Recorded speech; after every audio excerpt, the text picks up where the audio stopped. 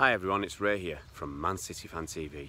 Today I want to talk about Raheem Sterling and his so-called contract standoff. Last year, whilst many players such as KDB and Edison were signing long contract extensions, signing improved deals, improved financial deals, I noticed that there was one significant omission to that list, and that was Raheem Sterling.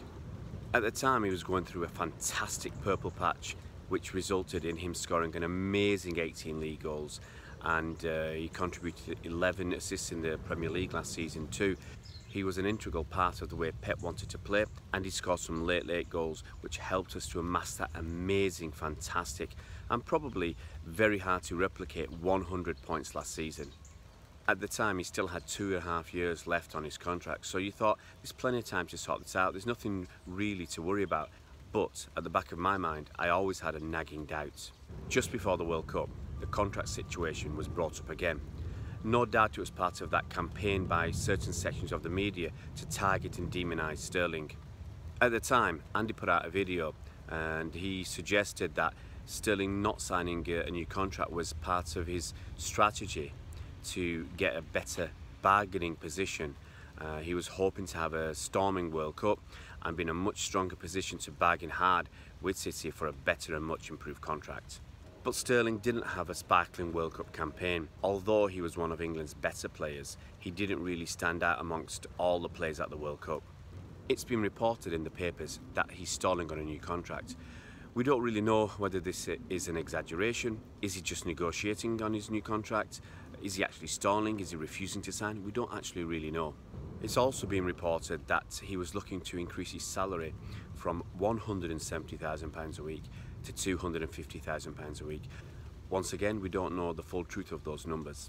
It's also been reported that City will sell him next summer if he doesn't sign a new deal. Reading comments on social media, a lot of people seem to feel that Raheem Sterling is in a very weak position and he should sign his contracts and just move on.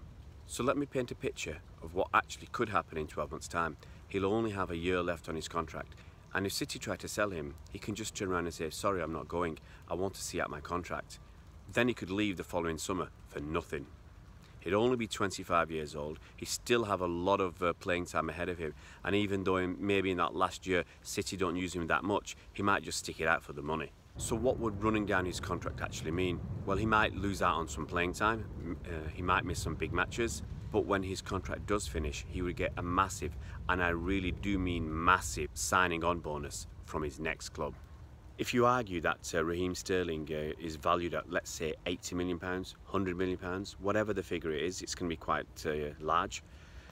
Then when he does sign for a new club, they'll be saving themselves that massive transfer fee. So they could pay a huge amount as a signing on bonus. Now I wouldn't be surprised if someone said, yep, we'll pay you 40 or even 50 million pounds. That's a ridiculous amount of money. But from the signing club's point of view, Raheem Sterling is worth 80 to 100 million pounds. So from their viewpoint, they're saving 30, 40 or even 50 million pounds by paying him this massive signing on bonus and not paying a transfer fee to Man City. Signing on fees can be massive. It was rumoured that Kevin De Bruyne got a £9 million signing on fee when he extended his contract to Man City last year. So it wouldn't shock me for Raheem Sterling to get a £40 million signing on bonus from his new club. I've said before, he holds no real loyalty to City. To be honest, 99% of footballers don't have much loyalty to the football club they actually play for. If another team offers them more money, significantly more money, or the chance to win more trophies, or more prestigious trophies, then they'll be off like a shot. So I don't think Raheem Sterling is any different to any other footballer out there. So does Raheem Sterling deserve a better deal? Yeah, I certainly think he does.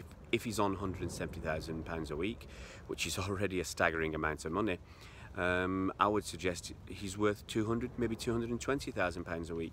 I don't think he's of the same value as a KDB or an Aguero, who are allegedly on about £250,000 a week, but he's just below that category. With the addition of Riyad Mahrez and the fine form that Bernardo Silva showed at the end of last season, then Sterling is certainly not guaranteed a place in the first team.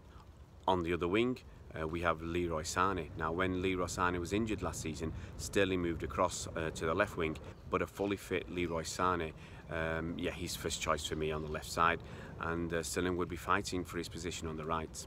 and it's tough for him to play in the centre when you've got KDB and Silva fully fit. Going back to talk of City wanting to sell him next summer, there's only a handful of clubs that could actually afford him in terms of if we do get a transfer fee for him and his wages. If you're looking in England, well, I can't really see him going back to Liverpool after all the dog's abuse some of their fans have given him over the years. United, well, you know, he's played for two of their biggest rivals in City and Liverpool. I think that's a tough call, even though they could afford him quite easily. Spurs, no chance they can't afford him. Chelsea, I don't think they're as rich as they used to be, and it looks like there's going to be some major changes in the Chelsea squad this summer, so that is a possibility. And the other one is Arsenal. The Arsenal could probably afford him at a push. I mean, they were offering Alexis Sanchez, I think £400,000 a week, and I think they're paying Mesut Ozil £350,000 a week. So to pay Raheem Sterling £250,000 or even £300,000 a week is no stretch for them. Looking into Europe, in Spain, really there's only Barcelona and Real Madrid, and to be quite honest right now, I don't think he's good enough for either of those teams. You've also got PSG in France, but they've got Neymar and Mbappe, and if they can keep hold of both of them, what do they need Raheem Sterling for? You can look across to Juventus. They've just bought Cristiano Ronaldo.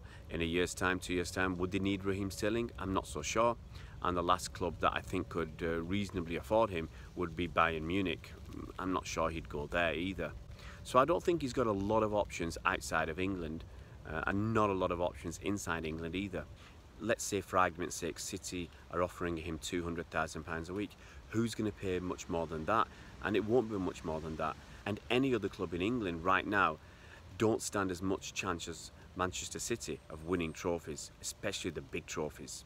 But could he hold City to ransom? Actually, I think he could. Let's say we get to next summer, he's only got 1 year left on his contract. City will look at him and say, if we need to replace this player, it's going to cost us 60, 80, even £100 million to buy a new player of the same level. That's opposed to, for argument's sake, if you say, we'll pay you an extra £60,000 a week, which is a hell of a lot of money, but that only comes to £3 million every season. Times that by 5, let's say a 5-year contract, that's £15 million. Now City could look at it and say, paying him the extra £60,000 a week, it's going to cost us £15 million over 5 years. Now if we let him go in a couple of years' time, you know, that's opposed to paying 60, 80, £100 million for a new player. So financially, crazily, it actually makes sense for City to pay the extra money to Raheem Sterling. But I think that would mess up the wage structure. It would make other players turn around and say, hang on a minute, why is he getting paid more? And even if you're handsomely paid, you still will look at your neighbour and say, why is he getting paid more than me? I'm better than him, or I contribute more than him to the team.